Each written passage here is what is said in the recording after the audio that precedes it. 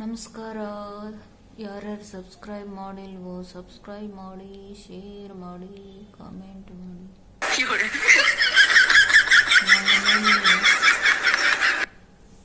ನಮ್ಮತ್ತೆ ತುಂಬ ಚೆನ್ನಾಗಿ ಅಡುಗೆ ಮಾಡ್ತಾರೆ.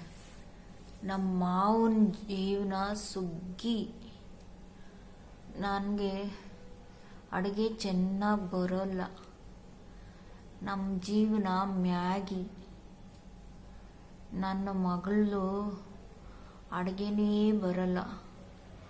ಅವ್ರ ಜೀವನ ಯಾವಾಗಲೂ ಸ್ವಿಗ್ಗಿ. ನನಗೆ ಯಾರು ಶಾಪ ಹಾಕ್ಬಿಟ್ಟಿದ್ದಾರೋ ಊಟ ಆದಮೇಲೆ ನನಗೆ ಹಸಿವೇ ಆಗೋದಿಲ್ಲ.